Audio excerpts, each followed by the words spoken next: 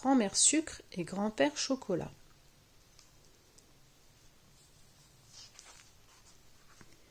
Il était une fois une petite maison toute en bonbons. Et qui vivait dans cette maison?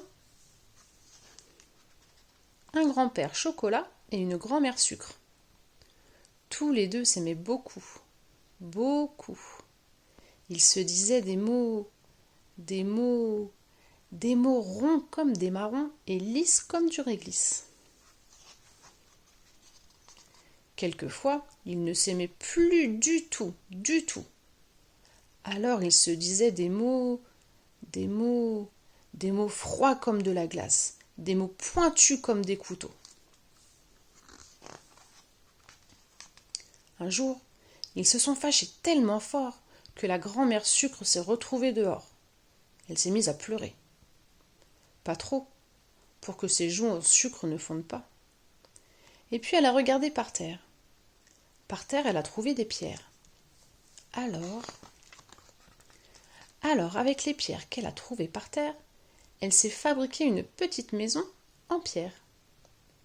La grand-mère Sucre aimait bien sa maison en pierre, mais elle aimait encore mieux le grand-père Chocolat. Un jour, elle est retournée chez lui. « Grand-père Chocolat, ouvre-moi! Grand-père Chocolat, ne me laisse pas !» Mais le grand-père Chocolat n'entendait pas. La grand-mère Sucre s'est remise à pleurer.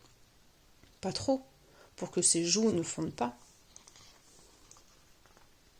Le ciel, quand il l'a vue si triste, a appelé les nuages, tous les nuages, pour qu'ils pleurent à sa place. Et il s'est mis à pleuvoir tant et tant que la maison toute en bonbons a commencé à fondre.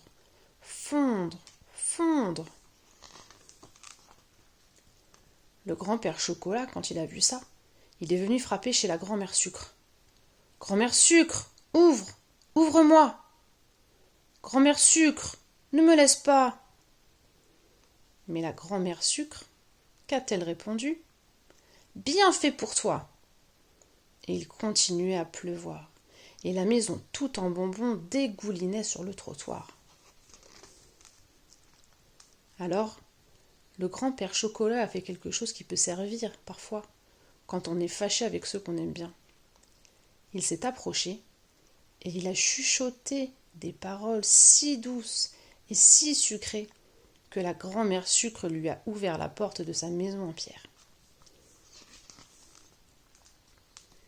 Quand ils se sont retrouvés, ils étaient tellement contents qu'ils se sont embrassés toute la journée. Si bien que le soir, le grand-père Chocolat avait une bouche en sucre et la grand-mère Sucre une bouche en chocolat. Voilà, c'est comme ça que ça s'est passé.